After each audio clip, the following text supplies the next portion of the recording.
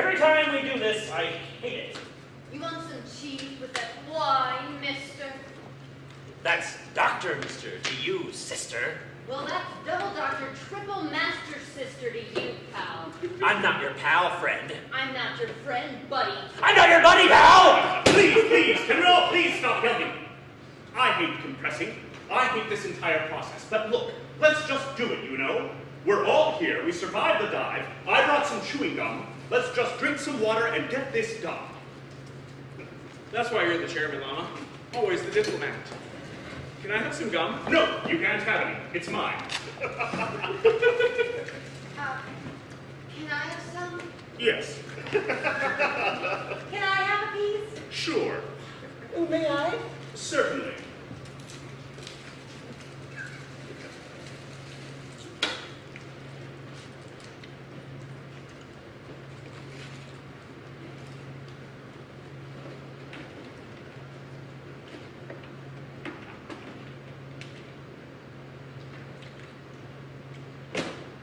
All right, who brought it? I brought it. Give it here.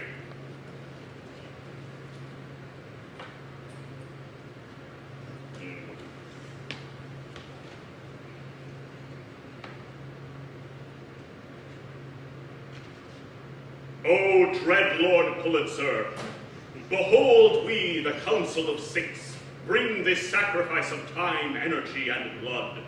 Lo, how we have schlepped our things for grave distances, while murdering vast hordes of mutants and demi-humans to arrive here.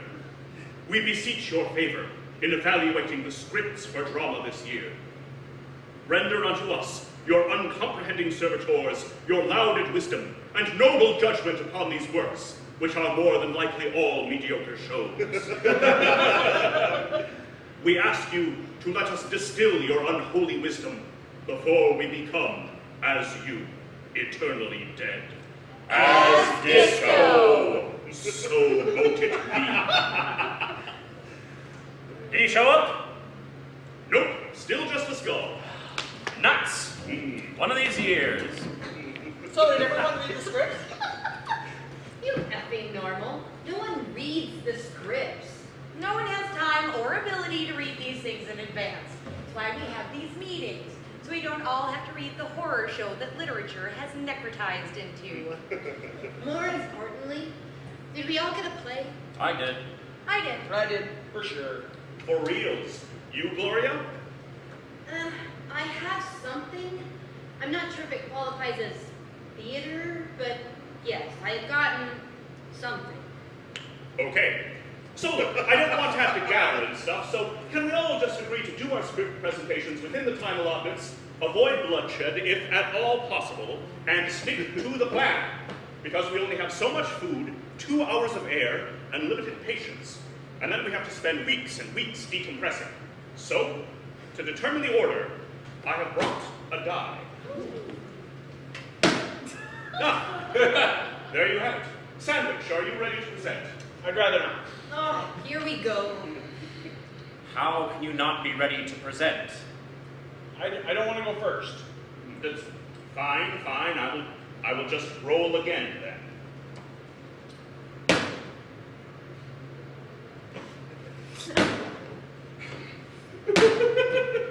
I had this all worked out. Just give Sandwich a different number. Oh, yes, sure. That's a good idea.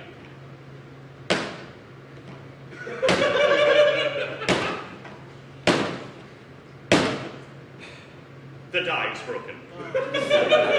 Would you like one of mine? No. I wrote this die. I worked out this chart. It's a foolproof and unbiased method of determining order. Just give it some time.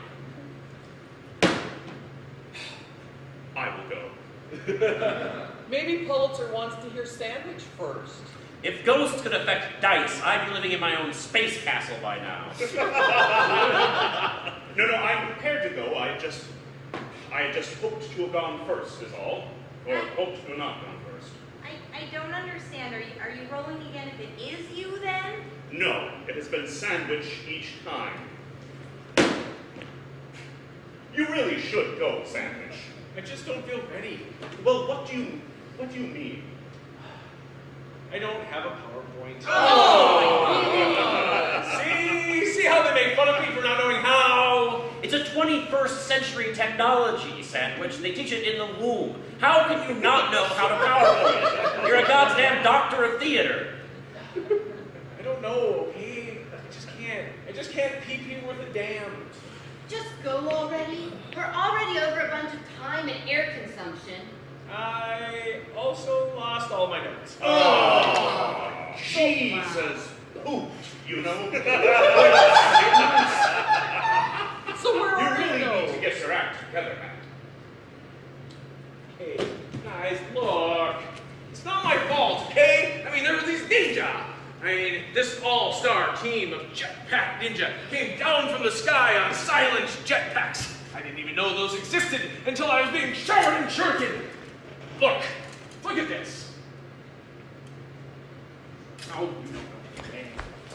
Hugh, you look at this. That's not a shrieking wound. It is too a shrieking wound. It looks like eczema. Or psoriasis. Oh, you stop looking now. You make me feel bad. Well, Sandwich, what do you have? Well, I mean, I have a play, you know. I mean, I saved a program.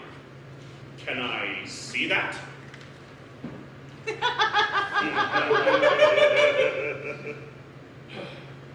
This is Hamilton. Oh.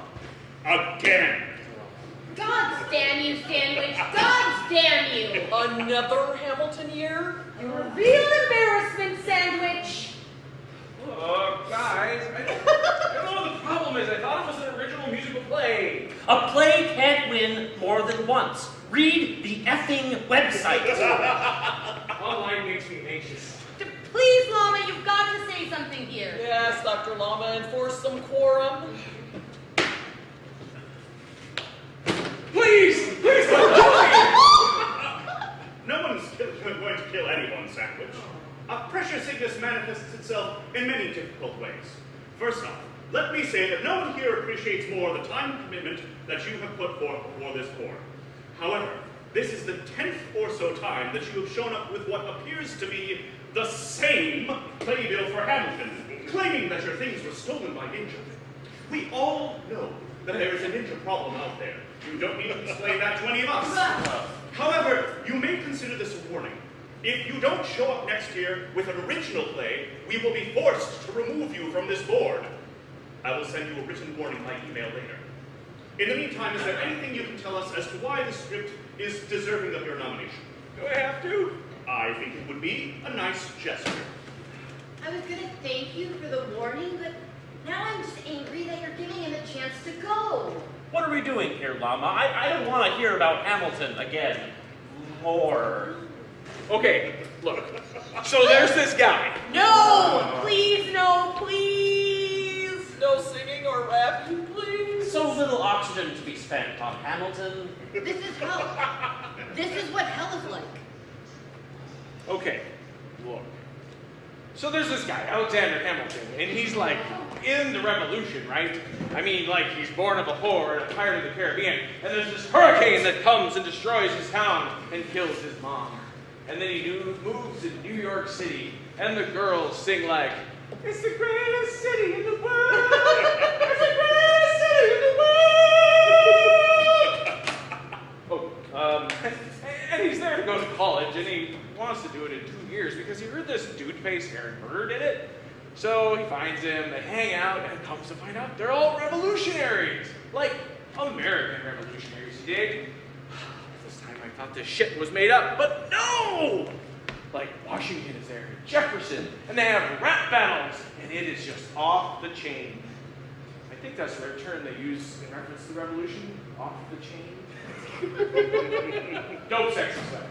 So whatever, they win the revolution, and Hamilton has a baby, and they're living in NYC, whatever, trying to get the nation built.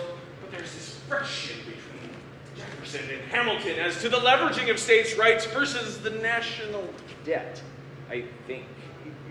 How that went. Oh, rap battle, rap battle, rap battle. Oh, yeah, Hamilton totally porks this other chick, and then he gets blackmailed for it.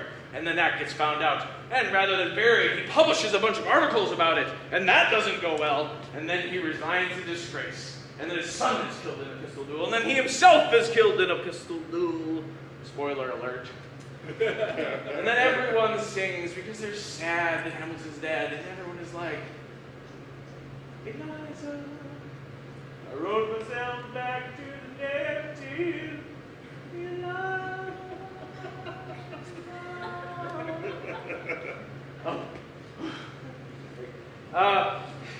It's okay, because they all get to live together in heaven or wherever. Kind of really seals the deal on the whole tableau. My criticisms are that it was long and boring and irrelevant. Is there anything else you'd like to say about it? The concessions were bad.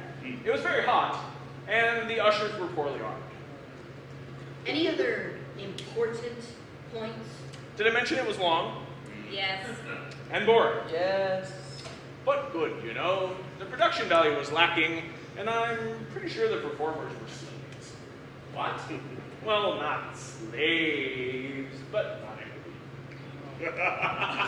Look, we can't give the award to Hamilton again. I refuse.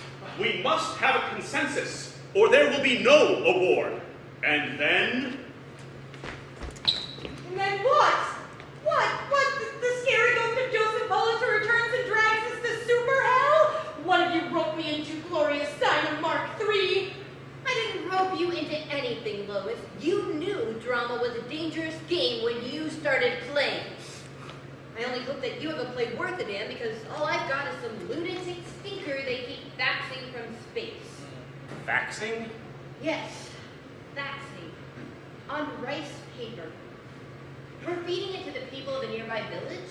It makes a hearty, if not bland, gray brew. Not good.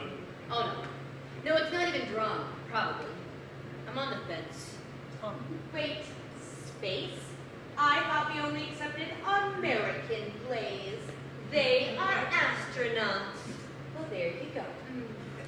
I may also have a rules clarification. Well, geez, you haven't read up during my presentation on Hamilton. Order! No yelling! Not enough time or air for that. I will wait until it is my turn. Thank you. Yell at me again like that, sandwich. I'm gonna put a knife in your eye! Dr. Liend Baker, order! I will not allow another meeting to degenerate into sexy violence. It's not Sandwich's fault. He's very hard of hearing at these depths. I did not know that.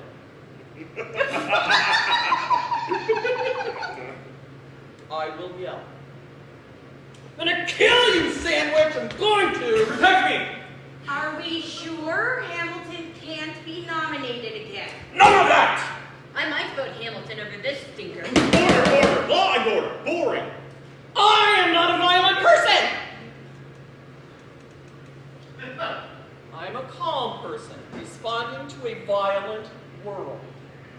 It's okay, Dr. Liend Baker. No one's saying anything bad about you. We're all still just hating Sandwich with every fiber of our being. May I finish? How much more time do you need? I don't know, like half a page of dense dialogue. Why?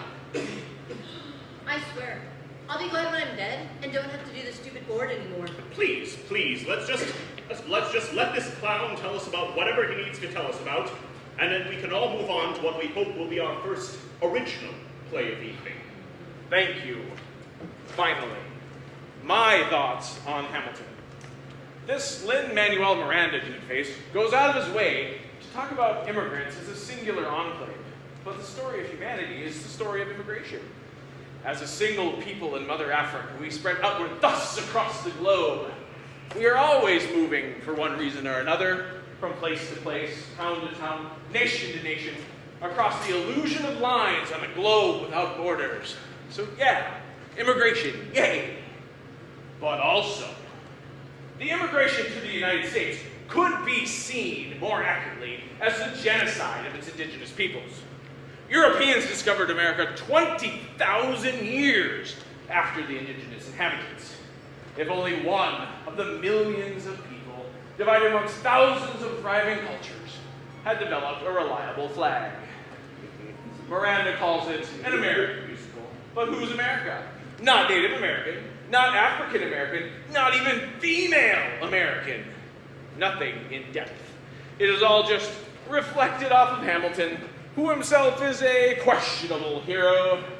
When you strip away those clever lines and dope beats, what you have left is essentially a 3.5-hour-long hand job to the establishment. An establishment that has failed to account equally for the notions of truth, justice, and freedom. In fact, Washington and Jefferson were fabulously wealthy slave-exploiting plantation owners. Shaking hands with the history of the United States should not be an act of celebration, but an act of mourning. Everyone falling to their knees, begging forgiveness from the millions and millions who had to die so that rich white people could establish a slave-stolen nation of their very own. The American dream is a Holocaust. It is the intentional elimination of all hope in our lifetimes.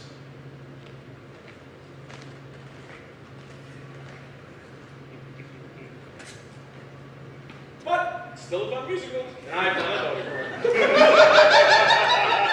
No, sorry, Doctor. Doctors, you can neither nominate nor vote for Hamilton. That musical was written 384 years ago. It won the Pulitzer Prize, and its author, Lin-Manuel Miranda, died choking on it in a pseudo-sexual stunt that the Disney people made him perform for his 100th birthday. No, you cannot nominate Hamilton again. Sorry, Dr. Sandwich. It's a shame. We've had like 3 songs on repeat. Can't listen to the whole thing though. You lose a whole afternoon. I might vote Hamilton. No. Look, let's just take a little break, right? To relax and catch our thoughts. Drink some water. Eat some pizza sandwich. No! Nope, not you, Sandwich. The snack. Oh. Fine. I'm gonna go hit the head. None of you pervs get any ideas.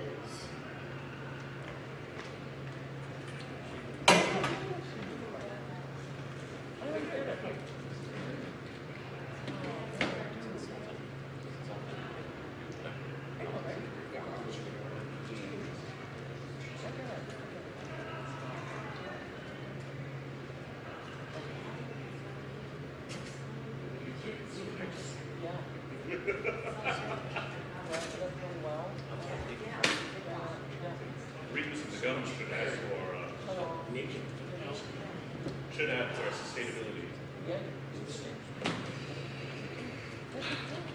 Look, we can't wait for Glory to get out of the bathroom any longer. I will roll again, having eliminated Sandwich as an option to find our next presenter. Ah, there you have it. The die must not be broken after all. Dr. Liend, would you kindly tell us about the work you are forwarding to us this year? It's called Pocahontas the Musical. Objection! I don't think you can object to a presentation, Dr. Claw. The hell I can't! I want it on the record, put it in the minutes. This is not an original work. Technically speaking, Pocahontas has not been staged as a musical yet, no. Do you have a DVD? Of course not. I have a PowerPoint, but it's not so good.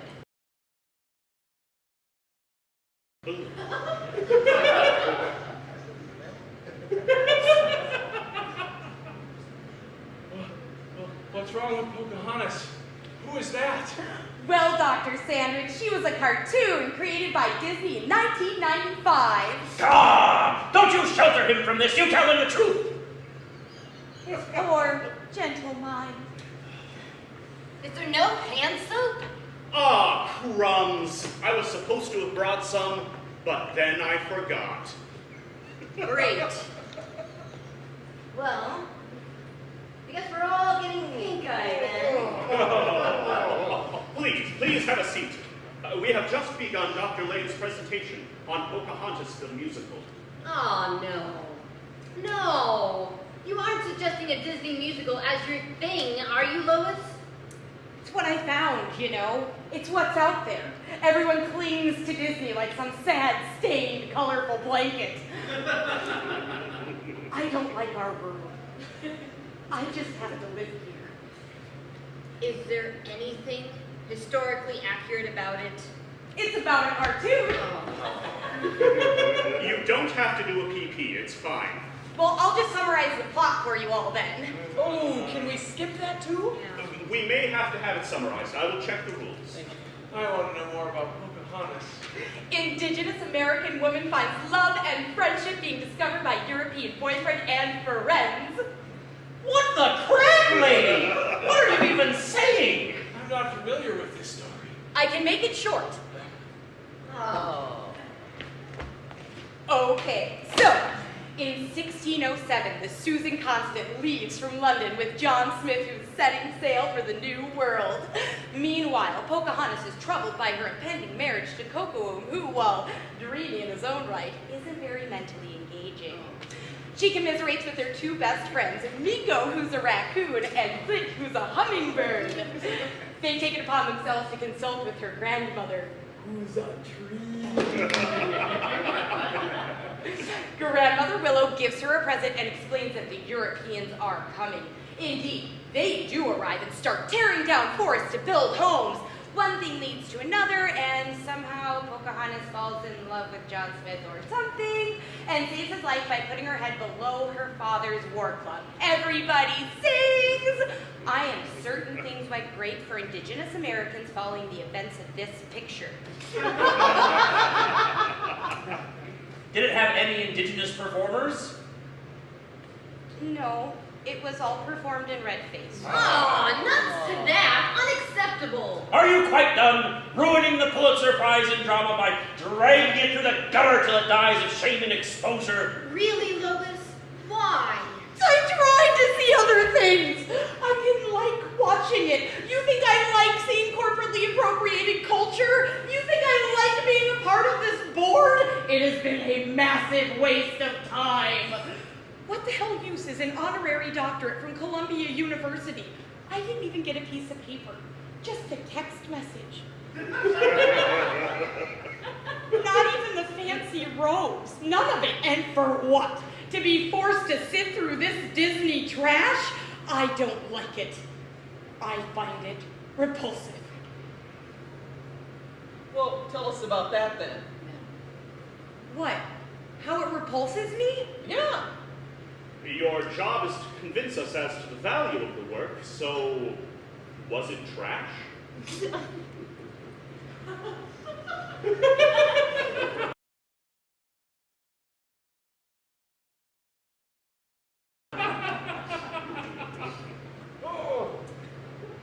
To call what I saw trash is to give garbage great discredit. Trash, for whatever it is, was at least something earlier on. The functional points have been consumed or used, and what is left behind, the remains, are themselves still functional to some degree. Pocahontas is the prototypical example of a much larger and pervasive system, however. To single out this show alone is to disregard the sad trail that has led us here. The Disney formula for success begins at appropriation. Appropriation can be either physical or cultural, and either material can be transmutated into the final product. Maybe you're appropriating a folktale, or a legend, or a person of great interest, or maybe just 1,000 acres of endangered wetland.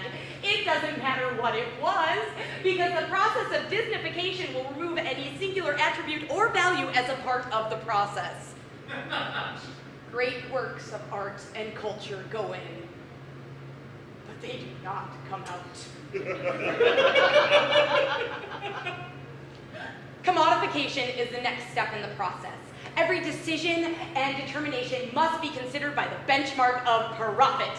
Can we make it into a ride? Can we turn it into a toy?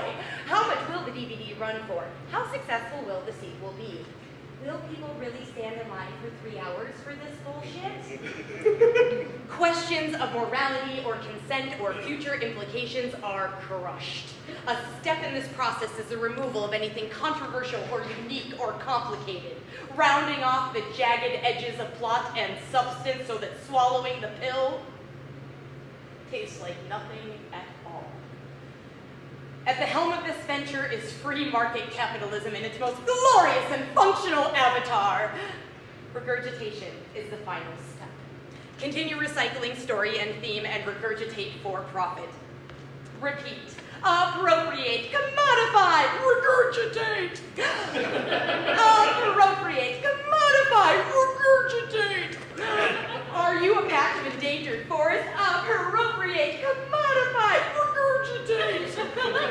Are you a historic icon respected and admired by millions? Appropriate. Commodify. Regurgitate.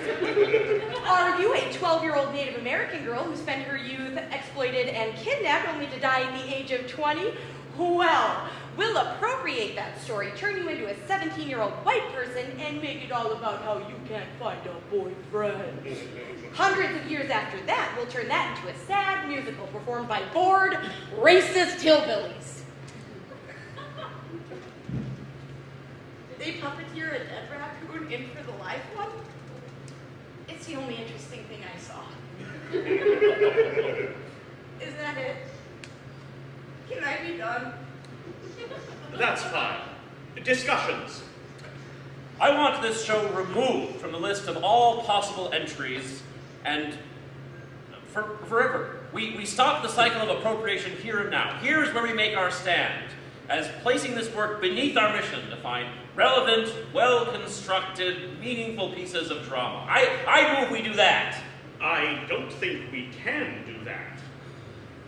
I can recuse myself from the board?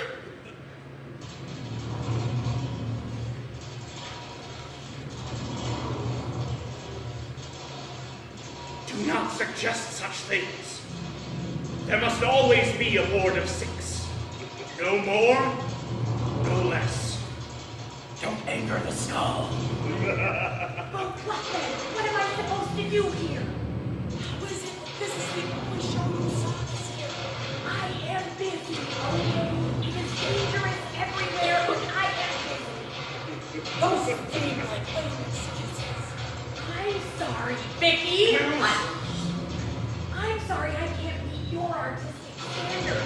Next year I'll just bring in a program from Hamilton and we can all just continue to mail it in until we're dead.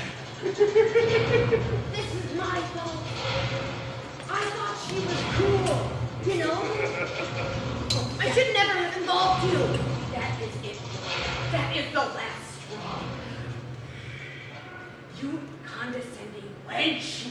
I'm going to whip you within an inch of your life with my belt and then make you choke on it. Order! Order! No, you let her talk. Go on, dear.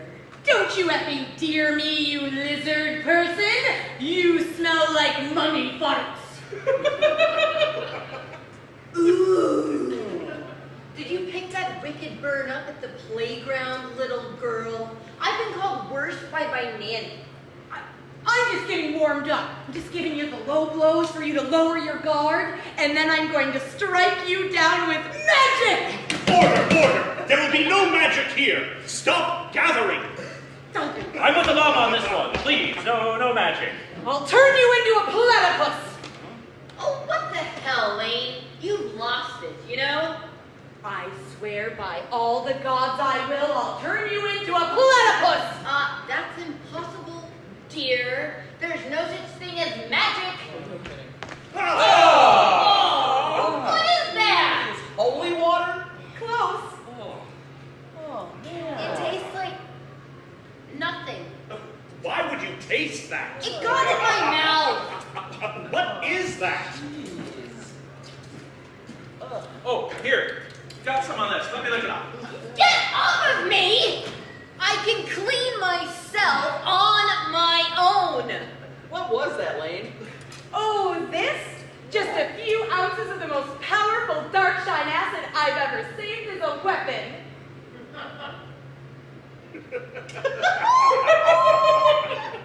You lunatic!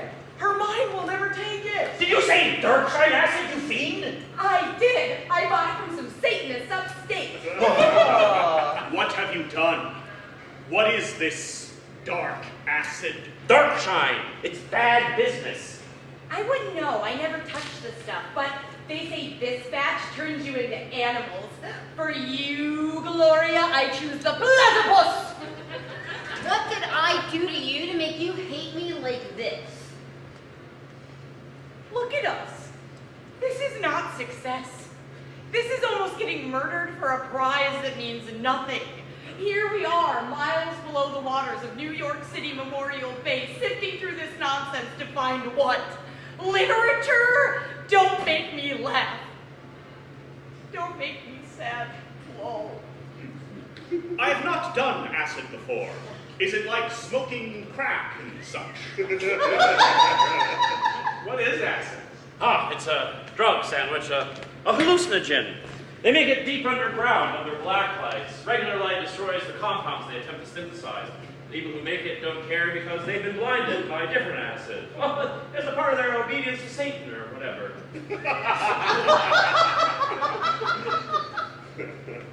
Is there no whimsy to be had here? We shall see. I don't believe drugs. Oh, but they believe in you, Dr. Sandwich. Dr. Lane, I must object to this random dispersion of hallucinogens. You may consider this your first demerit. Noted. Gloria got the brunt of it. Are you okay? I'm fine. I was taking acid before you were all born. In fact, I take peyote every weekend just because I love to hallucinate and vomit for hours. You just wasted all your portable drugs, Lane. Joke's on you. We should probably move on then with this section of the presentation. Something we can move on. Before we all start tripping balls and boxes. So, are we nominating Pocahontas or what? Yes, I do it. I nominate Pocahontas the musical as my entry this year. Ugh, what a waste of time and effort. Isn't it bad enough they got genocided for real, so then be genocided culturally? Who cares? No one cares. What? The scary skull? I'm not scared anymore. I used to be, but now I know it's all hooey. Don't listen to her, Skull Lord. We are all behind you. Don't talk to the skull while our eyes are open. Oh. You know the rules. No yelling! You're freaking out, man! I am a lady! Chick-face, I am a lady. You're just a gross clone. I don't have to listen to a damn thing you say. You're just a copy of a copy. Oh, you shut your pie slots, you dunce. I can't believe I ever thought you might have a valuable thing to say. But you want to know the truth about all of this? Is that I can take all the acid you can throw at me. No, I'm not Gloria Steiner. I'm a reconstructed version of that fabulous lady. But I have her memories reproduced brilliantly and accurately by teams of historians. I remember it all. I have her hopes, her dreams, her knowledge. I have enough of her to know that I have a great mission to bring equality, freedom, and justice to all the world's people, if I can, if this body will allow me. And if not, I'll find another. But something you should know about me is that among my memories, I believe that once I was working as a Playboy buddy for a story, and I dropped acid 7 times a day for a month with Tim Leary, Hunter S. Thompson, and Hugh Hefner. It might be a constructed memory. It might not be. What I do know is that you should have brought a bigger knife, because now I'm going to kill you, Lois Lane. Your fictional boyfriend won't save you. Oh, wait! If there's gonna be a knife fight, I gotta do my smack. I'm sorry. I was gonna save it for later, but I can't go through a knife fight on dark side acid without some smack to bring me down. I was saving it for decompression, and I was going to share, but now I'm not going to! I demand you withdraw Pocahontas, or by God, they'll take out your eyes, Liend. I'm not afraid of you. That's because you are stupid. And a bad journalist. Your words don't hurt me, Dr. Llama. Always with the sexy violence. All right, we have a knife fight challenge. Do we have seconds? I'll second Gloria. Just let me get this sweet Afghan horse upriver. I'll second Liend. Really, Vicki? Well, yeah, I get it. I mean, we all hate Disney, but what are you ever going to do? All right. Do both of you have bets? Do we have a bungee cord? This was so much easier when we held it at the murder drome. I have a bungee. Stupid to include knife fights in the rules, but there you have it. Right in black and white. I might let you keep an eye, but then I'm gonna take both hands. Easy there, Tiger. Don't let Papa blow this.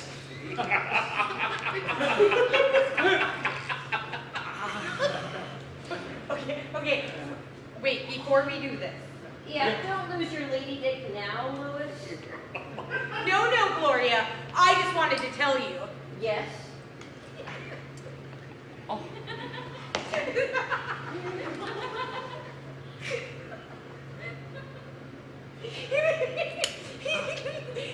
It was just water.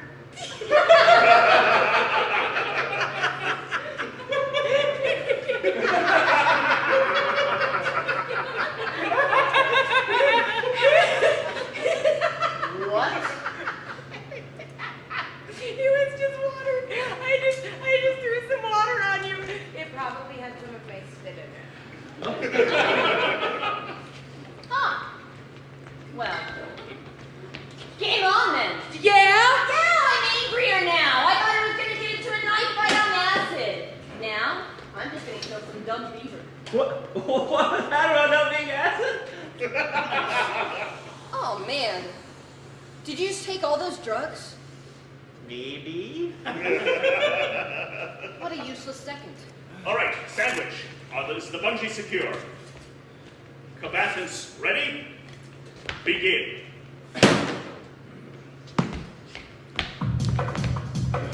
Oh. Yeah. Come on. Get it, Gloria. Get loose. Get in there. It's salty. Get loose. Yes. Oh. Don't do close. Go for the legs. Go for the legs. Kill the head. That's it. Get low. Get low. Don't let the bungee carry off. Yeah. Come on. Yes. Get in there. Get in there. Come on. Breathe. Remember to breathe. Keep cleansing breath. Bring your action button. Put me down, yes! Oh, yeah. Yes. Come on. Get in there. Get in there. Yeah. Come on. Yeah, do the rising punch.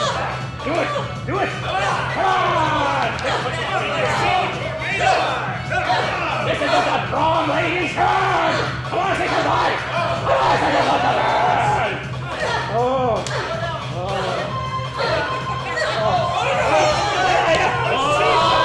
Yeah, get him a letter, boy. Come on, do the check. Do the shoulder check. Okay. Come on, you can do it. Yeah. Oh, that's the motion. That's good. Get in tight. Come on. Okay, come on. All your moves. Come on. She's doing stooge. She's going full stooge on you. Use your comedy. Use your comedy training and I'll come back to this. Okay, come on. Get the reels down. Over the head up. Go stay. Go for the close hands. Come on, you can do it. Go this side, hard. Come on, go to the tail. Go back. This isn't Michael Jackson beat it. I want to see blood. Come on, you can do it.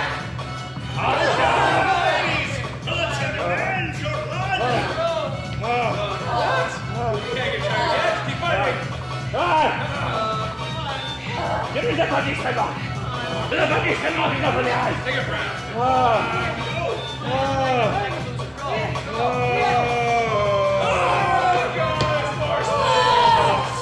How can it be cold in here when it's so hot?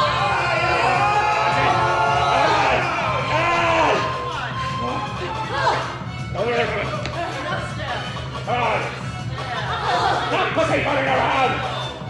Stop pussyfooting around for a knife and a shotgun gun!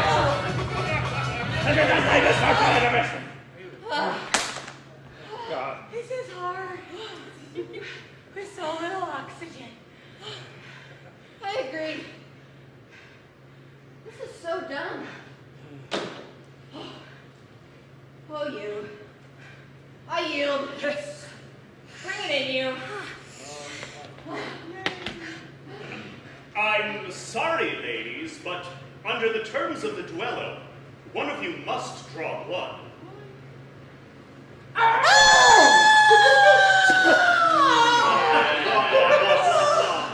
Good job.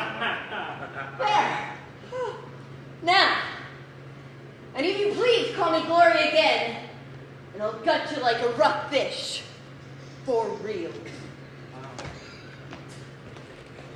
Winner! Give me back my belt. Man, Ninja had killed Ethan's belt. Come on. Get bandit.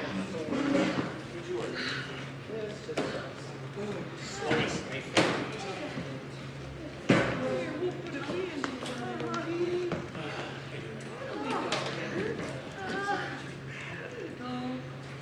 All right. With so little oxygen remaining, we must commit ourselves to getting this done. I don't make the rules. It is simply my role to enforce them. So, Dr. Quaddle, it is your turn. I can't do it, Duder. I thought that knife fight was going to last a lot longer. There was a lot of smack. We'll probably all be dead. I'm riding a horse with no name that's chasing a dragon while a monkey's riding my back. There's whole worlds being interlocked and fused around us, and you're all too normalized to care! You know the rules about hard drugs during meetings. I know. Point of order. I only did my hard drugs because I thought I'd been poisoned by nightmare acid. I wasn't trying to drug anyone. I was trying to prove a point. There's no time for proving points here. That's not our job. Llama's right.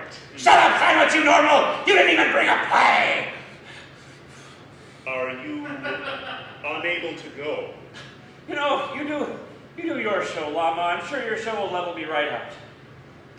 It's called Fukushima Daisies. Uh-oh. It's about the Fukushima disasters. Thought it might be. What about the dice? Die! Don't you start with me! It's pronounced die when there is only one. I know that, Lois. I mean with the grammar Nazi bullshit. We're all doctors and shit.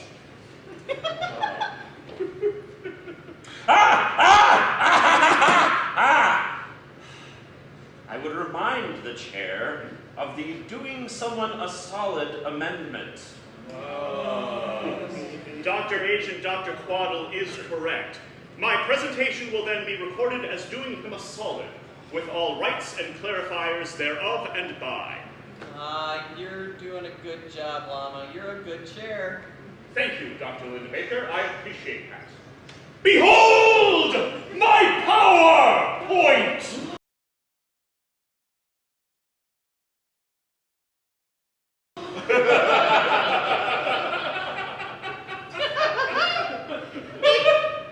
It's beautiful. The fonts. Colors Worlds within worlds, borders and boundaries. Truly makes this life's balance of sorrow and pain worth it. Don't interrupt! There will be a question and answer period following the presentation. You may take notes, but please do not interrupt, or I may lose it! things aren't so great back at home. So, good evening. My name is Dr. Lorenzo Paclaw, and this is my presentation on my show. On March 11th of the year 2011, the Tohoku earthquake caused a tsunami that destabilized a nuclear power plant, perpetrating what was then called the Fukushima Daiichi nuclear disaster.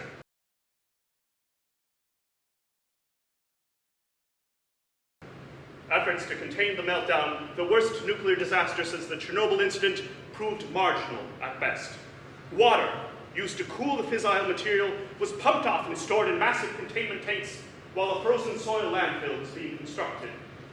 Then, in 2020, a similar earthquake struck the coast of Japan, rupturing these containment tanks. This event, known as the second Fukushima Daiichi nuclear disaster, spilled hundreds of thousands of tons of radioactive water into the sea. Although quickly distributed to a global population through the water cycle, the first to be affected by mass radiation poisoning was Japan. While whole communities consumed irradiated fish and livestock, or were exposed to the fallout by virtue of proximity, entire cities perished en masse. In medical conditions not seen since the dark ages of the plague, families would be forced to bring out their dead for mass incineration to prevent further outbreak. But of course, that smoke was also radioactive. No one is a winner, is the general sense of this play. It follows the last day in the life of one particular family, the Kobayashi.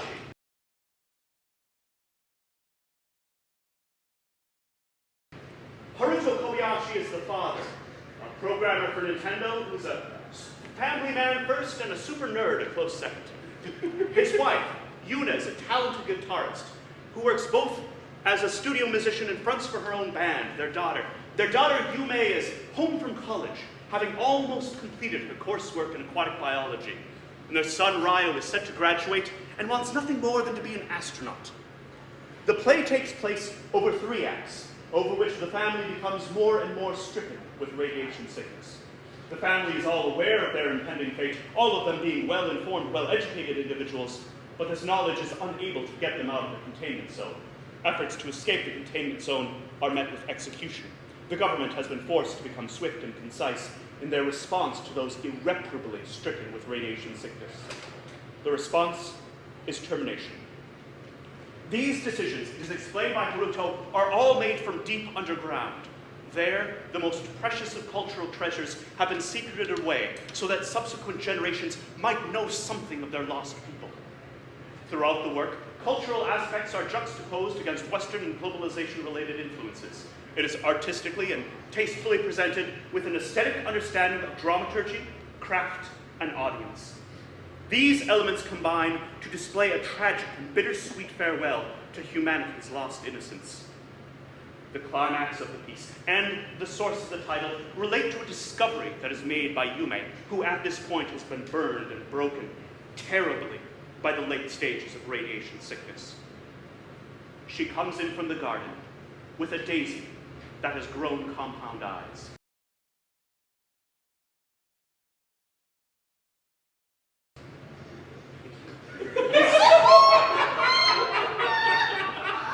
This discovery gives her hope that though humanity may be killed by radiation, nature may yet find a way to survive without them, which of course we all know it does not really.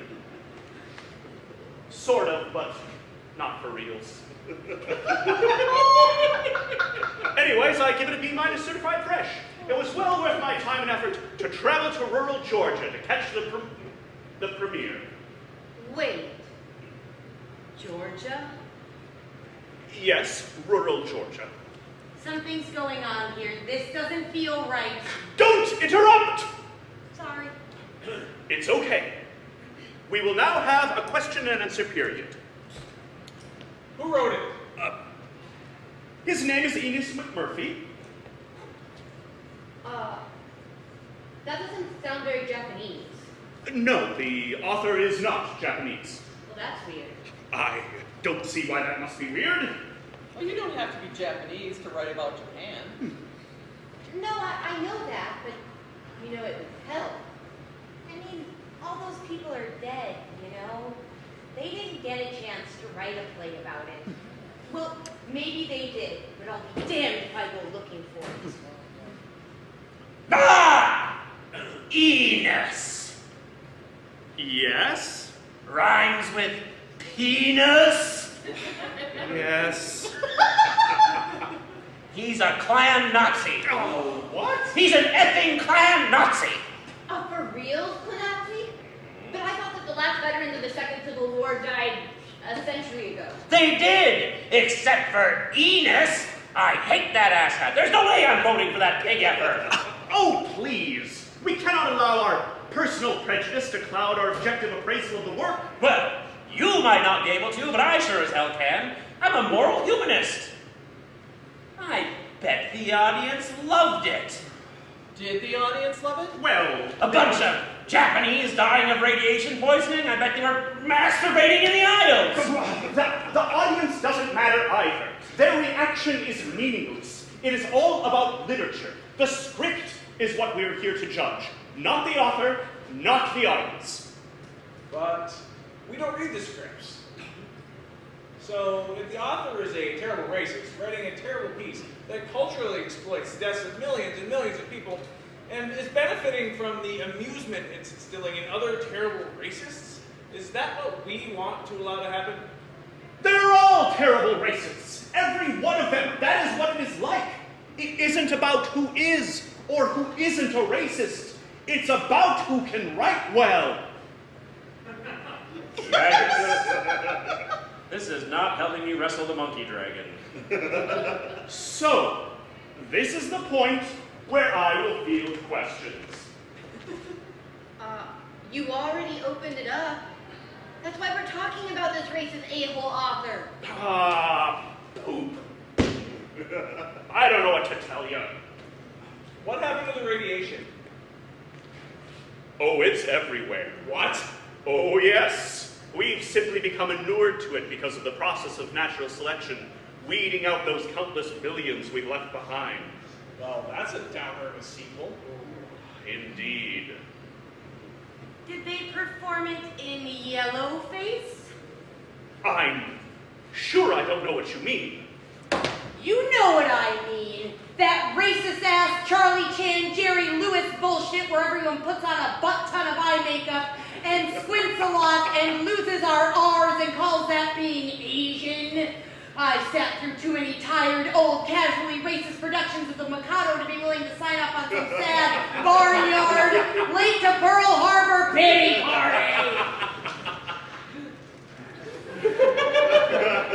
I'm going to be honest with you. Much of what you say is true.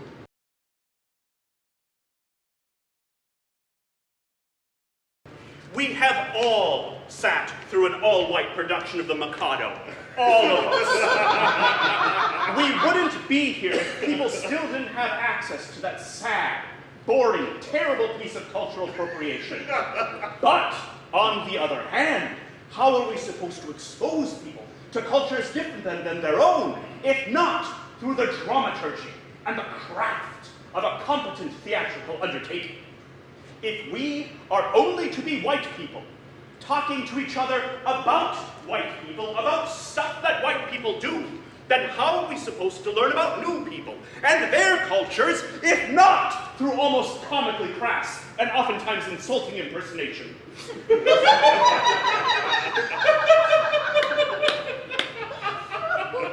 make an interesting point, Dr. Lama. However, there is a very wide gulf between laughing with someone and laughing at someone. It is not a continuum. It is a binary.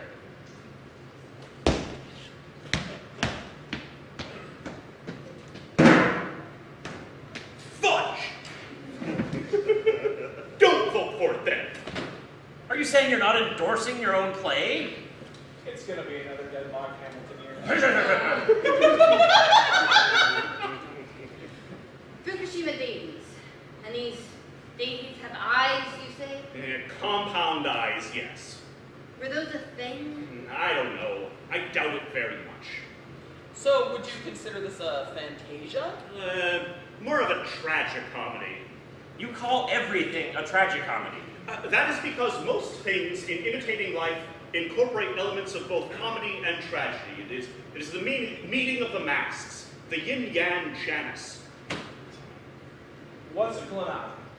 The internet created them out of manifest hate. They fought for the Reds. Are we the Reds? There are no more colors, Sandwich.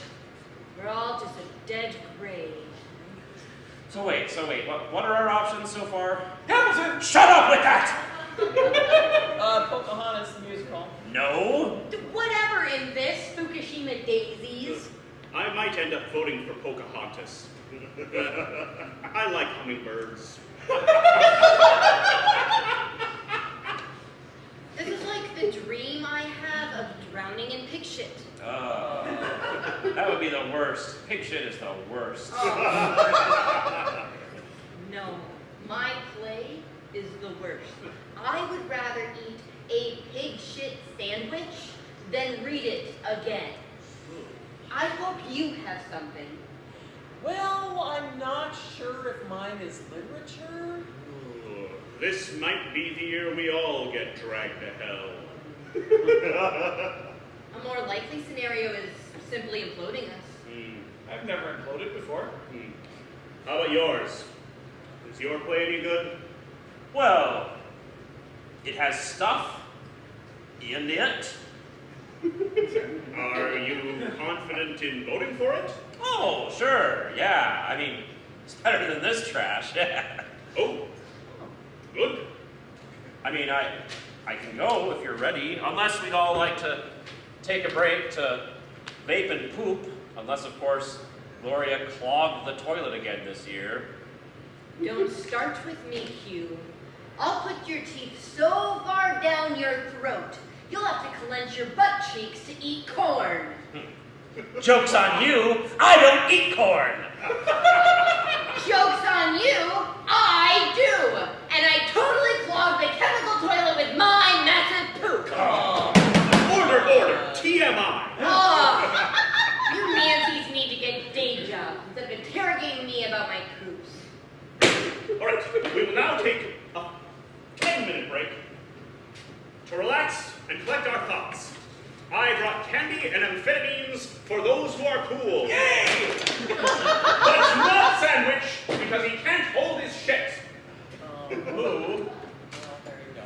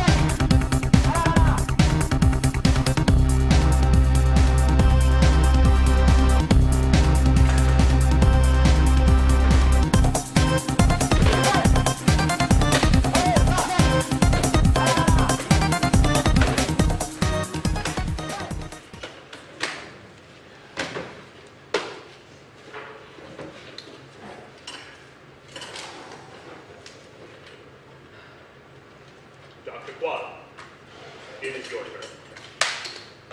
All right. It's called English Nonsense, Chapter 2, Le Livre de Vie, and it bills itself as a quasi-British tragicomedy with semi-adult themes and a whole crackload of ninja. It was written in 2003 as an American farce on Anglo culture, and it centers around the heroes of the Proton, of Marcus, of War Toward Recluse, and Bunbury, a comedic fop with a heart for cannibalism. Below these two main characters, there's a colorful supporting cast. That's why. There's Gertrude, Bunbury's fiercely independent wife, who's having an affair with another man. And then there's Anne, an accomplished ninja pirate with motivations of her own to help out her boyfriend Marcus. And then there's Falstaff, and cunning and handsome, and true to the project's title, a whole crapload of ninja. Again appropriating the Japanese. No! No. American ninja trained as immigrant ninja, you see? Yeah. And that's the other thing, is the playwright suggests you adopt really silly and ridiculous English accents, but it doesn't matter if you get them right or not, you see? And it's a vehicle that allows for the fact that in any cast of people attempting to do a British accent, there's always the one person who can't get it! So that you have this vehicle, you see, of coming at England through the lens of America. It sounds long and boring. Well, it is. But it breaks itself up with these ninja fights. I don't know. Fighting never looks good on stage.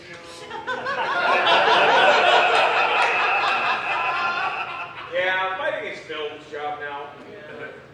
Well, I thought the fights looked really cool, you know? There's this one scene where, like, the red ninja had, like, chalk powder. They create this sort of kung fu blow effect. And they didn't do any sort of wire fu, but they had these tastefully placed trampolines that allowed for these sort of acrobatics. And then there's this one scene where there's an entire ballroom of aristocrats who all get murdered by ninja. Well, that sounds fun. It is! It is fun! But here's the best part. The ball members are all just audience members. For reals? Yes, for reals! What they do is they find the best dressed ones, they bring them backstage. And if you're wearing shorts, whatever, we'll toss some tails on you and some costume jewelry. And then you go on stage for the ball scene, and the ninjas just murder ya!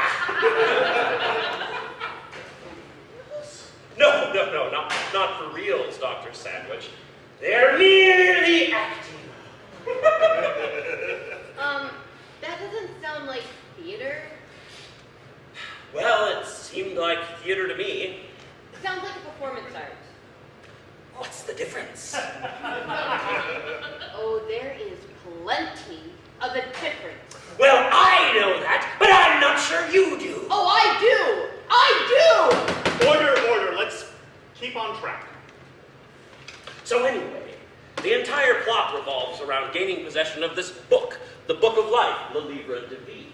And what this book contains is the scriptures from the ancient apostles, given instructions from Jesus. Now, Jesus gave the instructions on how to bring back the dead to his apostles, but it's only rarely used in the apocryphal canon.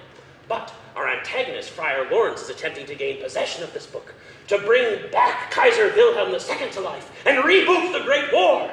And the entire thing comes down to an epic, multi-way battle between the undead Kaiser Wilhelm and our heroes. It sounds boring.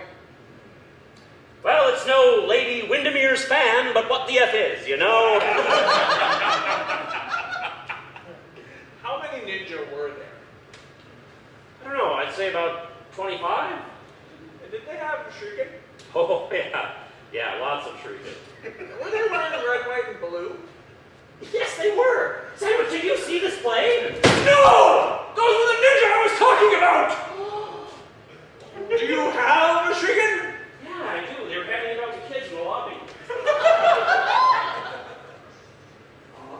Oh. I'm sorry, Sandwich. I didn't mean to not believe you. I think we all owe Dr. Sandwich an apology. We're sorry, Dr. Sandwich.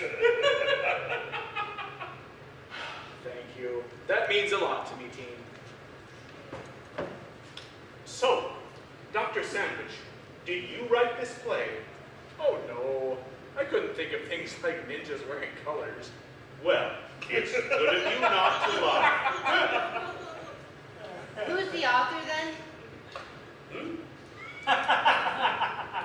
Dr. Quaddle, the author? Oh. What's the problem here? Well, it was written by Jeremiah Liend. Banished! Banished forever! Why, you bust my labia over Pocahontas when you bring in into our lair? Jesus, be effing Christ, Twaddle. What the holy flying F are you thinking? I thought this was the year it expired. Forever, Q? You thought that forever had expired? No, but I mean, there's no reals for reals forever. I mean, it's just an amendment, right? What? What, you scary ghost doll? You're gonna hold a grudge forever?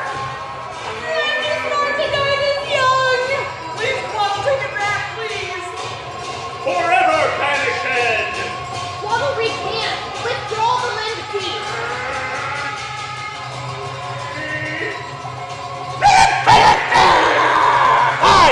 Fine, I withdraw the Liend piece.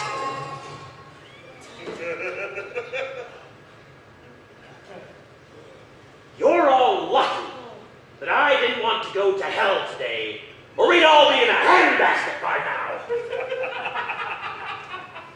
You crass, ass-faced buttlickers!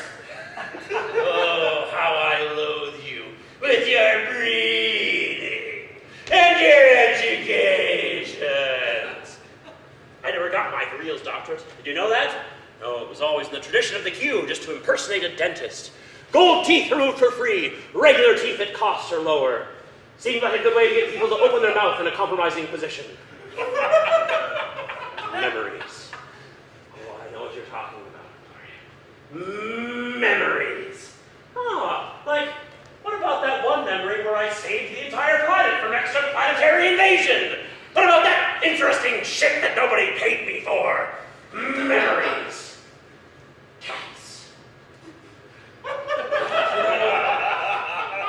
You know, they put all the memories in. All the good memories are too far back to get to. All I can remember is the death and the destruction. All of the people gone. From space dust and love and wonder conceived, to space dust to return. Memories. Are you done? I'm not done! I'll never be done! Not as long as there's the quest. To free the mind slaves. Yes, the North remembers! But what does that mean? This is getting off task. Whatever! Talk amongst yourselves! I'm gonna lay down. That was hard to watch. I can still hear you! Sorry! That was very hard to watch. Sorry! For sure. The only thing worse than reading or watching a Liend play is having someone try to explain it to you.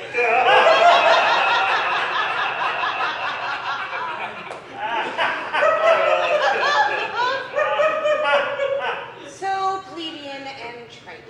So puritanical and castrated. Hello? We're talking about a relative here? Oh, come now, Dr. Liend Baker. The apple has obviously fallen quite afar from the tree in your case. I mean, you're an accomplished anthropologist ninja pirate.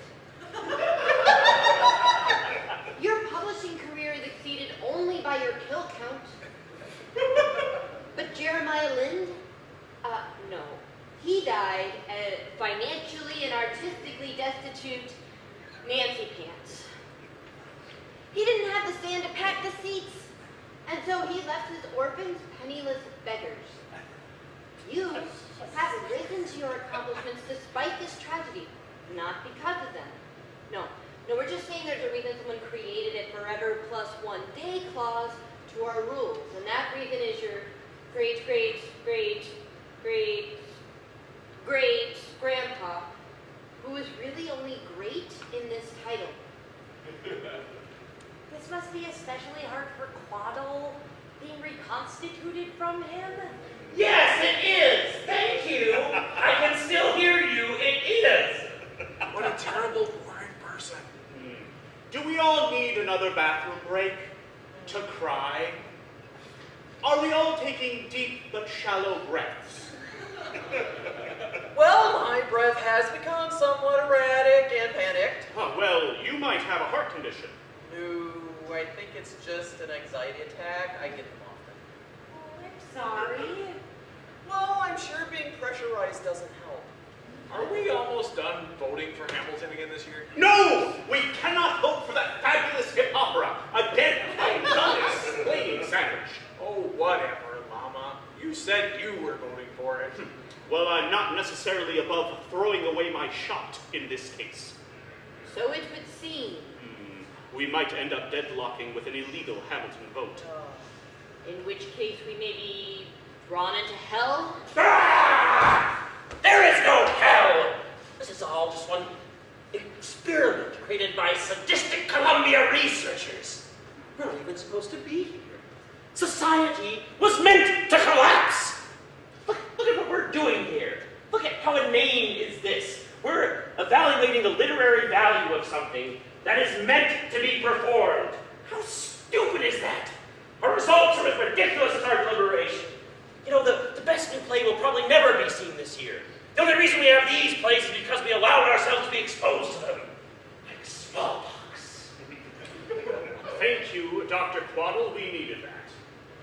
Quaddle, you're such a goddamn coward. I know. You can't even submit this dumb play. You're related to the playwright. I know! The premise sounds atrocious. I know, it is. So, what are we going to do? Well, I guess I'm going to have to vote for a Klan Nazi piece, because although it repulses me to the very core of my being, it repulses me only slightly less than Disney, who I consider to be the real-world Frankenstein monster of frenzied consumerism. Hey, that sounds fun. Why don't you write a play about that? Thanks. You're seriously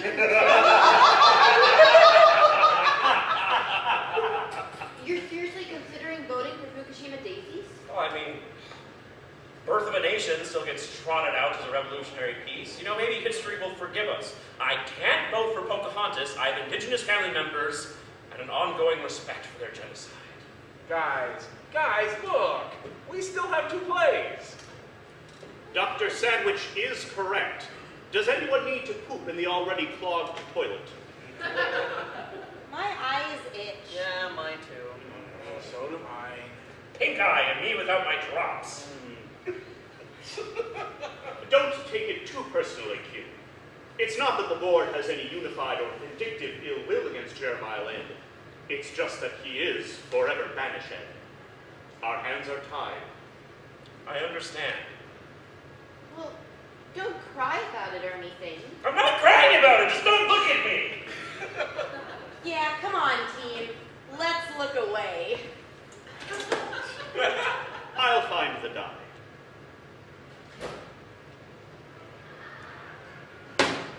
Ah, there you have it. I don't know why we were having all those problems earlier. Dr. Lind Baker, would you tell us about the work you are presenting? I this would year? like to. Great. But first, I have a few clarifications before I can begin. Go on. All right. Do we accept submissions from robots? No, absolutely not. Like robot love, robot plays are forbidden. As I suspected.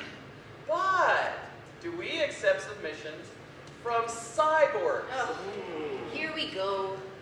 Well, look, it's a weird world out there, okay? Some brain gets put in a computer, and the next thing you know, script. Some nerds put it on in a basement. But there is a brain. Yes, they showed it to me. A brain in a computer?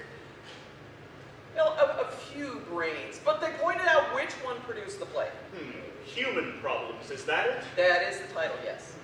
Was it an American brain? Yes. Was it Jeremiah Lynn's brain? Was it a brain of somebody we liked? Look, it was a lady brain, okay? And no, I don't think any of us knew her. As I understand it, she was a refugee who died of a heart condition. Knife poisoning. What? I don't ask people where they get their organs, okay? There are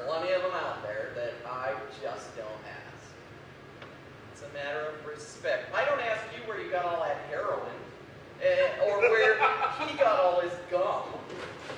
It's a matter of respect, you know? I mean, if you tell me that is the knife that you got from the zombie of John Wayne Gacy, or that's the watch that you got from Dracula, I mean, I respect it. Who am I to question? Please answer me. No one. That is the answer. So, if this brain was an American brain, and it wrote about an American experience, I think it qualifies. It's a slippery slope, though. Brains in computers. I can shove a bunch of brains in my computer doesn't make it a cyborg. I knew you'd say that. Ah, point of order, define playwright. A writer of plays. Dramatist. Okay, well, who? He was hoping for a person clause in there. Yeah. What about our mission? We give the prize to... A distinguished play by an American author, preferably in original and in source, and dealing with American life. Is it original? Very. So, this cyborg brain machine wrote a play about human problems? That is correct. You know, this is a question of percentages. Guild rules are more than 51% alive. Guild rules. Oh, that's a lot. And just how does your secret society enforce their imaginary rules? Well, Gloria, we have a 50% alive rule. You see, we're committed to protecting life, and so we will always protect life unless something is less than 50% alive. So, for instance, if this brain in the computer were to print itself out a robot body and then insert its brain into that, I could, by all rights, destroy it. I probably wouldn't, because I don't have a thing against cyborgs, despite, of course, fighting for the side of the humans during the robot war. Your values of humanity are flawed. A brain is all you need. I think they wrote a song about that. Anyway, we're not talking about a robot with arms stuck on it. We're talking about a mind. An American-made mind that wrote what I consider an astonishing and interesting slice of life with a bittersweet twist right at the end. I move to disqualify. I second! No! Dr. Lindbaker still has the floor. Yeah, at least let me tell you about it, okay? We don't want to hear your computer play. A dramatist has a hard enough time in this apocalypse without a brain in a jar, threatening to put them further out of work. That is asinine. We are all brains in jars. Brains in jars. We just have these weird meat computers to move us around everywhere. Victorious, think about what you are suggesting. I have, Lois. And what I have thought is that if your brain ever got put in a jar, and that jar ever got plugged into a computer, I would want to know what your brain had to say. I can't thank you for that. I would rather be dead. Do you understand me? If I'm ever like that, you destroy it. You know, there's a lot of abominations out there. If this is one of those multi-brain supercomputers, they're probably clan Nazis too. Trying to contact Space Hitler. Effing Space Hitler. If I had a battlecraft and a battalion of competent space marines, I'd take out that effing Space Hitler myself. But that's not how space travel works anymore! Move disregard! Moved and seconded. All in favor to disregard. Aye! Nay! Nay. Aye. Fudge! Fudge nut sandwiches. This is why having a board of 6 is such a stupid idea. Vote, Mama! Nay. I vote nay. Tie goes to the defender. Go, Dr. Lindbaker. Tell us about the work. Thank you. I would love to. I have a PowerPoint. Behold! My gods, it's full of stars. It's beautiful! Majesty, embrace me, Zephyrs. Peak experience points. Thank you. All right. Human problems humans begins in space, from which it is said we were all of us born. From space comes one of hundreds of celestial bodies that bombards the Earth while it's cooling. Water condenses and gathers, and into this watery planet, certain space particles mix with others. Elements become chemicals, become compounds, become structures that have never before existed. Life is born as a single cell. Chemicals working together to create, working together to create something where nothing before had existed. From this single cell, we are all of us descended. From the bounding antelope to the wily accountant.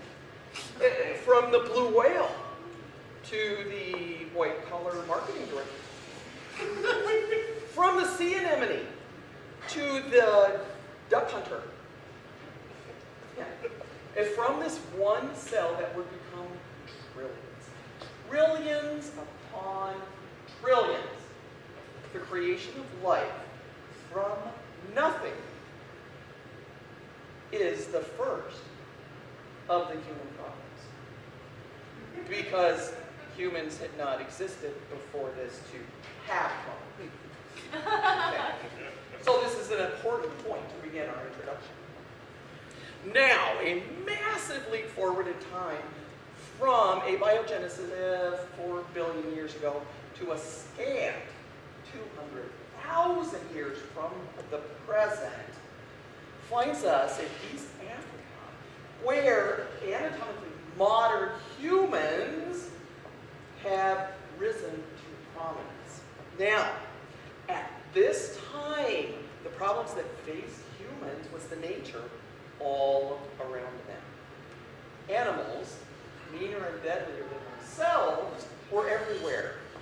Neanderthals, tigers of varying kinds, lions, bears, oh my! The animals were meaner and bigger and deadlier. But what humans discovered was that if they built tools and cooperated, they could become a collective that was much more powerful than any one individual could be. So the answer to this problem was culture. The shared traditions and ideas that define and guide us. Now, from the cradle of Africa, man undertook mass migrations. Okay. One group moved west in Africa and became what we consider now the modern African nation.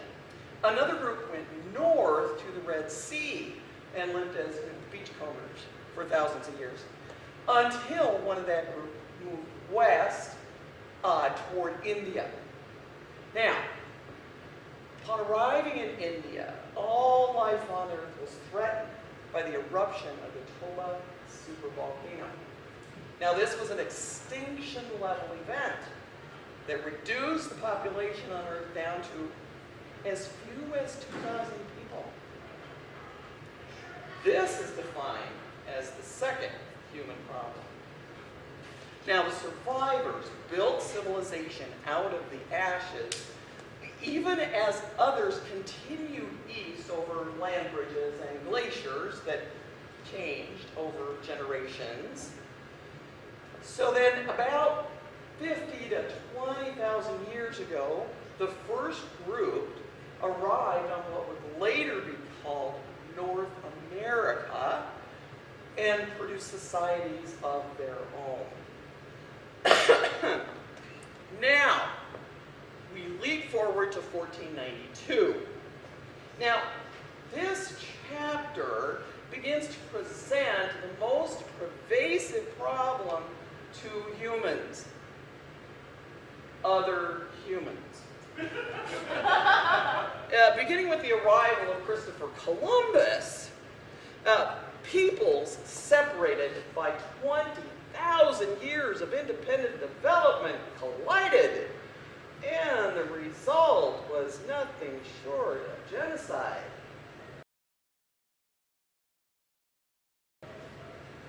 It's the culmination of the previous 20,000 years of warfare that had played such a regular feature in what would later be called Western society.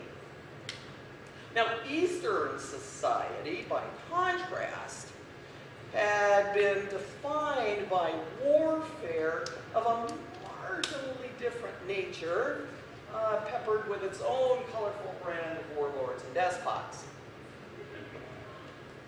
Now, the final chapter of our story points the finger directly at humanity's love of violence.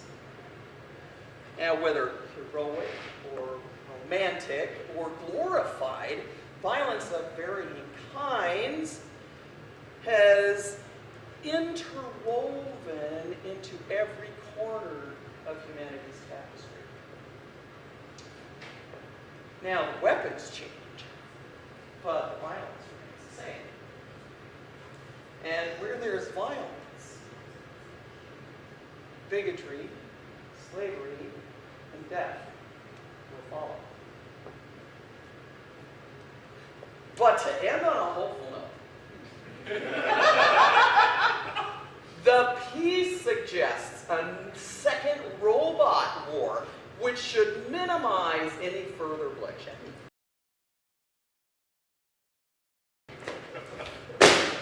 I knew it! Robot commie play! You know, he was a broken dickhole of a human, but for all his faults, I wish I had Joseph Tailgutter McCarthy in his house of whatever the hell activities in my corner right now. You listen to me. Victorious. Vicki. Did you know that I had a great-great-great-great-great-granddaughter named Victoria Elizabeth Lindbaker? You stop this, Q. You stop this weird stuff right now. Don't you clone charger. Don't look at the chair. Don't listen to him. You listen to me. Now, what we're going to do, we're going to leave this place. We're going to equip an outfit, maybe get an attack chopper or two, and then you're going to show me where this brain computer is, and we're going to tactically nuke the entire area. I would never reveal my sources. I am a goddamn doctor of journalism, and you will respect me.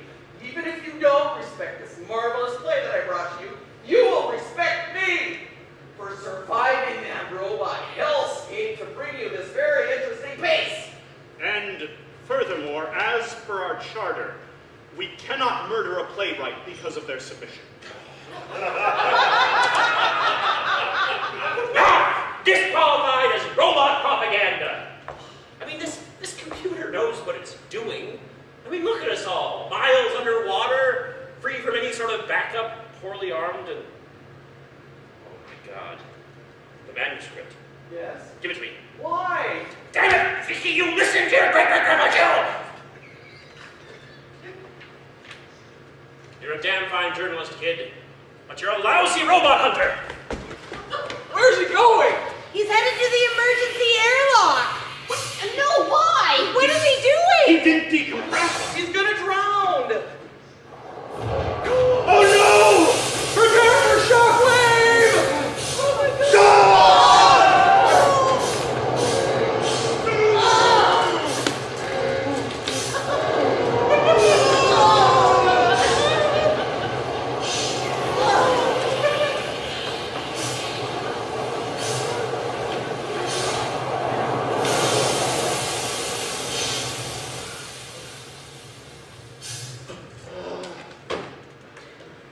Crazy idiot saved us. Oh my God! It was an exploding script! How? I checked! It's not your fault, Vicki. The robots are always figuring out ways to beat the test. But it almost killed us all! And you killed your very great grandpa. And now I don't have a play.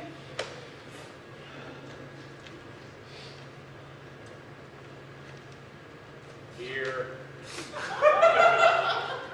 6. You mail it in now. It's only good for tenor meetings, I guess. I'm so sorry, Vicki. I really am. He was an idiot. And a fiend. But we all loved him. Well, this is how he would have wanted to go. He told me so a million times. I want to shoot a lot of heroin and blow myself up underwater.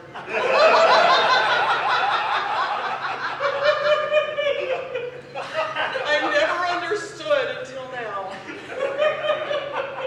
It seems so obvious. We don't have a legitimate script. Not even something we can consider. Can we not take a moment to mourn Dr. Quaddle? No, I don't really think we should. What with air and all. Not even a few minutes? No. But he just saved our lives. Well, possibly, maybe. We'll never know for sure, I guess. It seems so to us, Dr. Llama. What's your bag, Duder Man? Well, I mean, he was just a clone. I take issue with that. You can take issue with that, but it's the truth. He's probably out there somewhere right now, getting printed out again. Somewhere nice. That isn't here. That's not how it works. Well, I guess I'll never know. No. You do know. You do. We're all 99% genetically identical. It used to be 99.9%, but then we spent the better part of 4 centuries bathing in radiation and poison. I could give you my heart. Do you know that? Or a kidney? Every clone is printed as a universal donor. So that when I die, if I die, you can use my parts and be fine. Better than fine. I don't even drink or use drugs or whatever anymore. We get that, but also you're somewhere between robots and humans. That is an ignorant thing to say. Please, please, I don't want things to turn violent again, so can we just have a moment to mourn our dear exploded friend? Oh, sure. Now you want a moment to diffuse some pointless argument. We have to re-uptake some carbon scrubbing, people. We are going to die like flapping goldfish on the gross floor. Do you understand? They only give us so much O2. It's called oxygen budgeting for a reason. Do you think that they went to the moon, screaming their heads off like idiot children on a roller coaster? No, they did not. Because they were professionals, just like we must be professionals here. Which is why I say we should have a moment, now and here, to have a nice, quiet, thoughtful, secular time while mourning our dear exploded friend Quaddle, while taking deep but shallow breaths.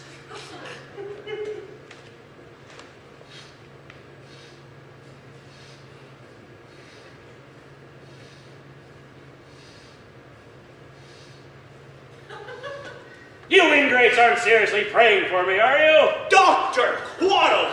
Grandpa! I'm all right, kids. Made my swim check. You're a real superhero friend. I know any of you would do the same for me. Well, anyway, unless I missed my count, we've still got one play to review.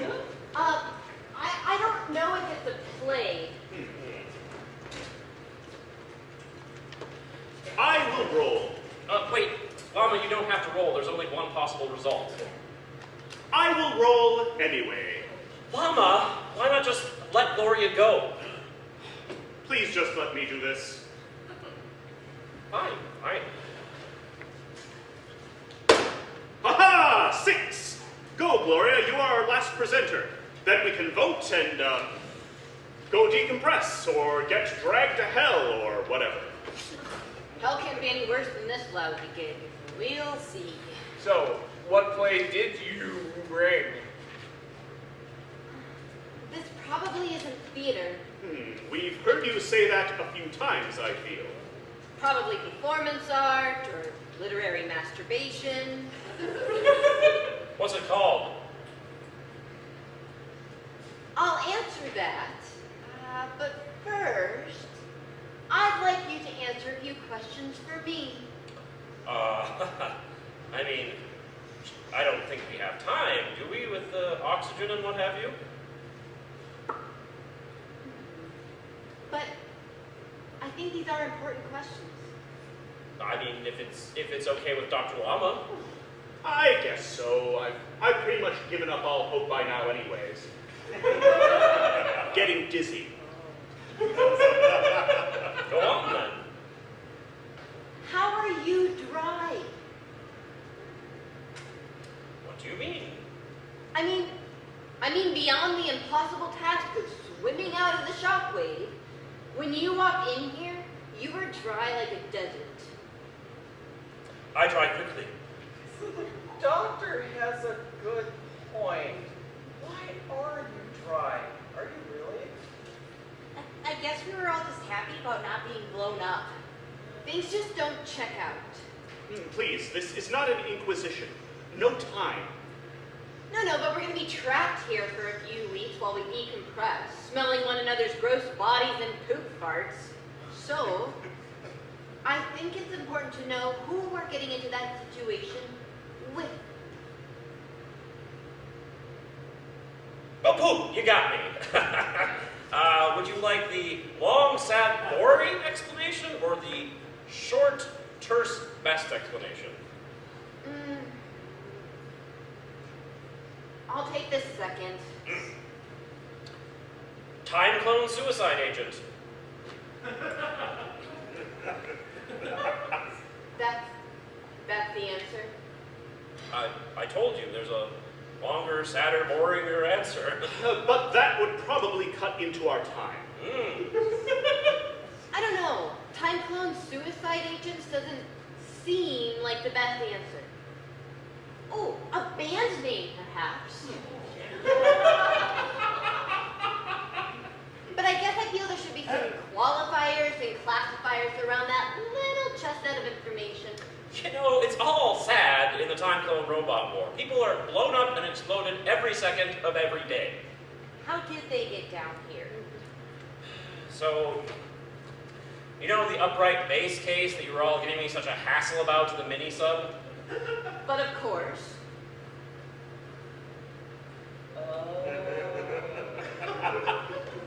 By the time we decompress, I open the case. Oh no, I seem to have forgotten my instrument at home. No one's the wiser. I bet you don't even play the bass. Oh, I slap at the bass. I was looking forward to the jazz music we were going to play together. I brought my clarinet. I'm really sorry for the weird ruse, everybody. You just have to trust me that it was for the greater good. The greater good? What, you don't want to see the Pulitzer Prize in drama continue? Well, that's what we're all down here for, to come to that conclusion. Well then, let's just disregard this little incident as what it is, an unsuccessful robot assassination attempt in which we happily got the drop on them. But who was that other person then? Time clone, buddy! See, you can't transport matter back in time, that'd be virtually impossible. But you can transfer energy, it's super easy. So what you do is you take a memory, then you put that into a clone. Time clone. Bingo. But Euclidean physics. You don't worry about that bullshit. Well, I guess we'll just leave it at that then? Trust me, the less you all know about the secret society you've been unwillingly pressed into, the better for all of us. The less they can torture out of you, the better for the group. I should have stayed in Mirotarian. Please, please, Dr. Steinem, before we all get bored and dead. Certainly. Well, The show is called For Gary's. And it has been getting faxed to us from space every hour, on the hour, for the last 3 years. Faxed? Faxed.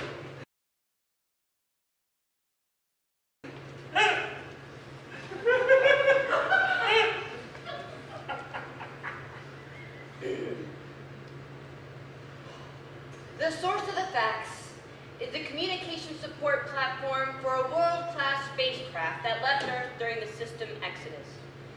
The platform is a self-contained and perpetually sustained operation, and it produces its own biostock, including rice, which it turns into paper, which it, in turn, turns into this terrible play. It is roughly 57 pages long, and of that, I would cut 60. There is no plot that I can discern aside from the internal struggle to write a Pulitzer Prize-winning play, which is obviously ludicrous. The action surrounds 4 identically cloned space janitors named Gary. They find out over the course of events that their model of clone is designed to live only a year. And as it happens, it is their birthdays.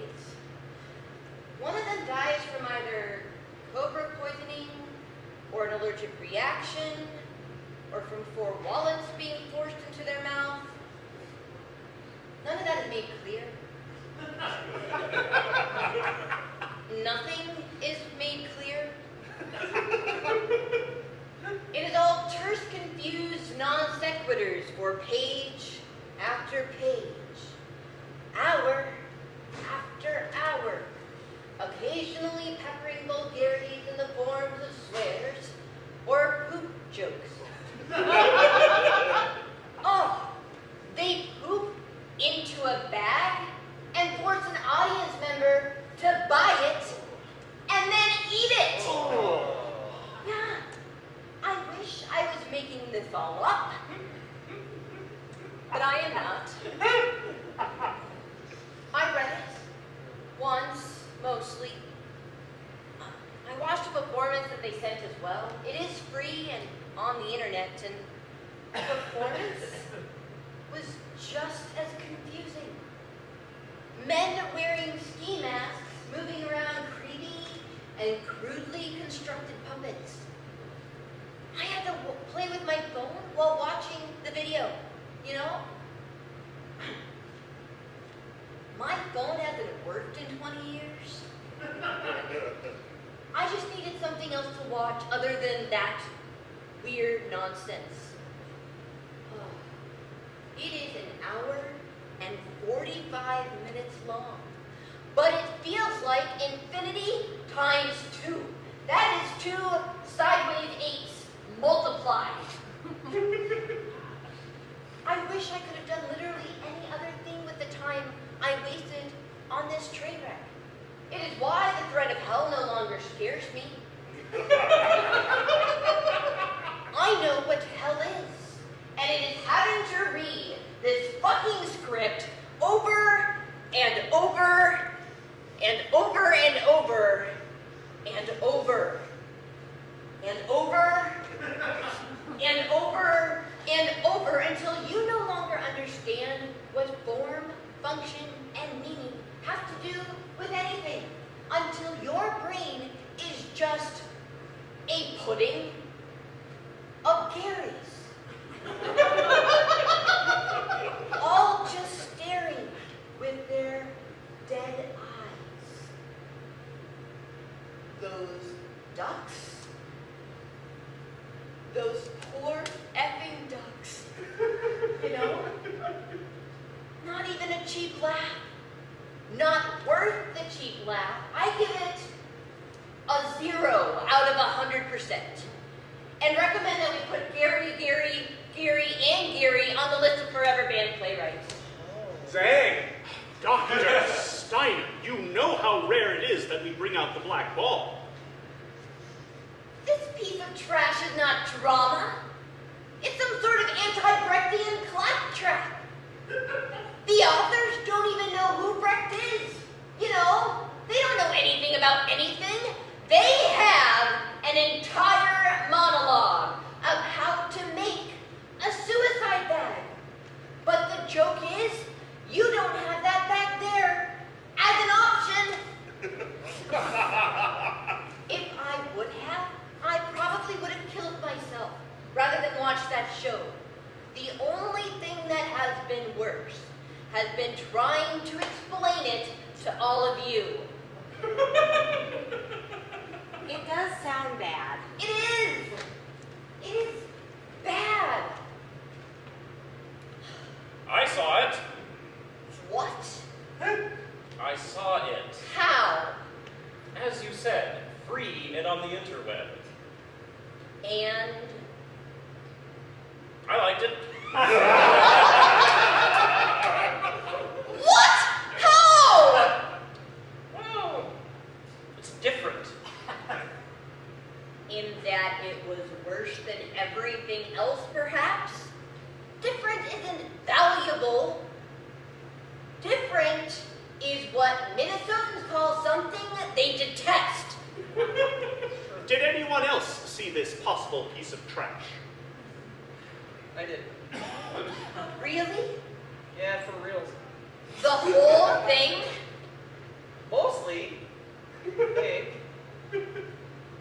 I was pretty wasted. How about you, Sandwich? Did you see this play? Oh no, I don't like plays. I hate being sneezed around. There it is. It's okay, buddy. None of us like plays. I saw it. Well, Am I the only one here, other than Sandwich, who did not see this play? I guess so. Well, does anyone else have anything to say about it?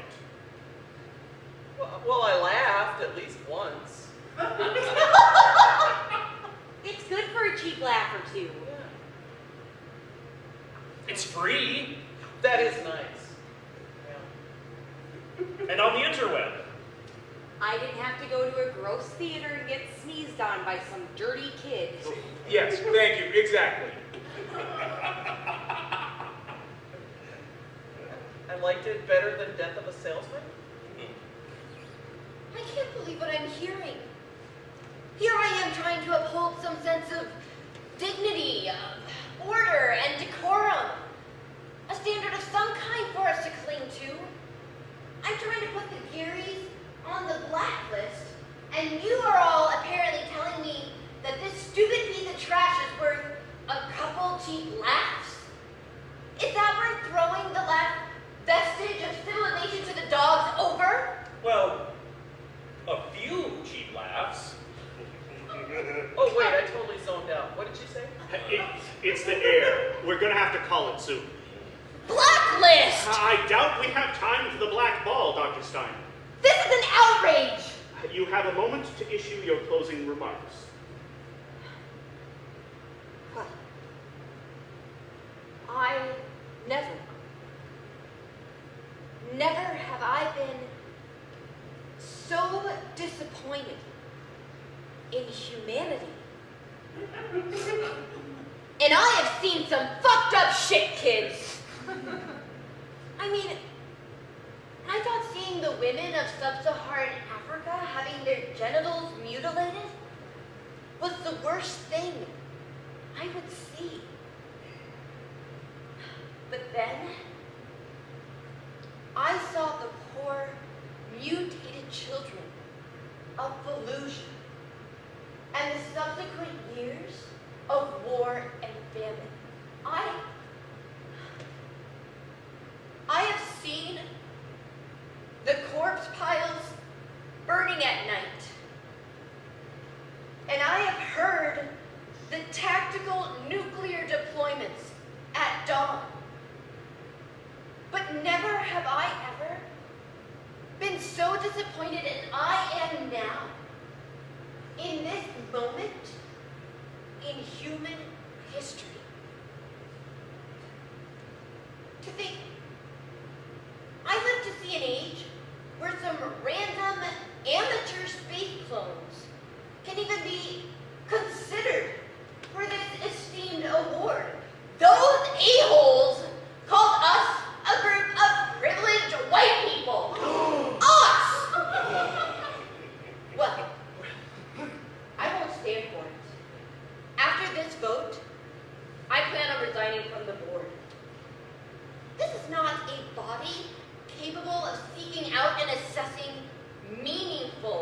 drama.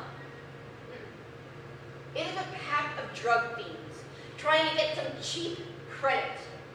Well, poop to that, I say! Poop sandwiches! Well, there you have it. Damn! Why didn't I do 4 Garys? I know, why didn't I? We've all made a terrible mistake. Now begins the deliberation. Yay! Let's try not to get violent. I'm so tired. We're all tired. It's the lack of oxygen. I don't see why we need to deliberate. Because it is the rules. I think we should all vote for 4 Garys. No! I refuse! Did you even listen to my presentation? Well, yeah, but at least we all saw the show, which is more than we could say about the other shows. I can't vote for my show. I have indigenous friends and a meager but stalwart sense of self-respect. Good on you. 4 Garys is still better than that clan Nazi would ever play. I agree. My play sucks dead donkey dick. I will not vote for 4 Garys. I will refuse and deadlock us, and there'll be no award for drama this year.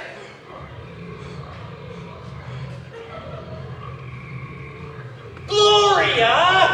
Don't be a prude! The future of theater is free and on the interweb. It's called the internet. And I done told you, bitches, I got ya!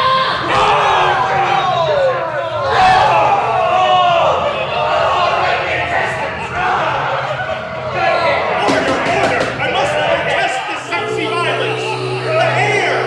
I move we proceed to nominations! I second! Moved and seconded. All in favor to proceed with nominations? Aye! It's too late, Sandwich. I already heard you say aye. Nuts, I changed my mind too late. I nominate Human Problems as the recipient for the award this year. What? That script was meant to explode us! Well, I know, but it's still the best story. Disqualified by assassination attempt as per the lethal submissions guidelines. Nomination terminated. I nominate Fukushima Davies. What? You'd rather nominate a clan Nazi than space clones? It's the only real drama. I'm not happy about it being written by and enjoyed by racists, but there it is. I move to vote. Second. Moved and seconded. All in favor of Fukushima Daisies? Aye. Nay! Doesn't matter how I vote. Fails or ties. But for the record, nay, I don't like my own racist submission. I nominate Pocahontas the musical. Nay! Order! There was not a move nor a second. And furthermore, Dr. Sandwich, you can't keep changing your vote. We all only get 1 vote. 1 person, 1 vote is the rule. I'm a rebel and I know it. I'm bleeding out here. Oh, come on, Gloria, please just vote for 4 Garys. I will kill the next person that talks about that stupid piece of trash. What about Pocahontas? Does this nomination get a second? Sandwich? I'm an idiot, Dr. Lane, not a racist.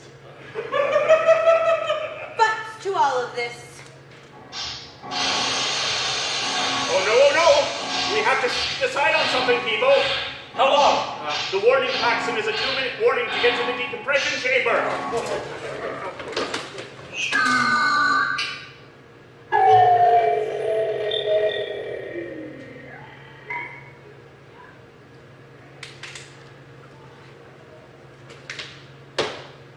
Well, there it is. So, there is a drama to tell. And if it's what you think it is, I must watch for Gary's forever. But if you vote for it, Then everyone will cheer for Gary's. And this world becomes hell. I think they call it a prisoner's dilemma. So, what are we doing here, people? we're all getting dragged to hell because Gloria's a stubborn beaver. Oh, Quaddle! Ugh. Never gutted a grocer man. I take it as a high compliment indeed, madam. please. There's no ghosts, there's no magic. It's just people watching our every move. If we don't vote for something that'll explode us. There's no scary ghost. It's all just smoke and mirrors and too much heroin. We've got to get you to the chamber. Let me help you. I nominate Yes? Hamilton. Second! Moved and seconded. All in favor.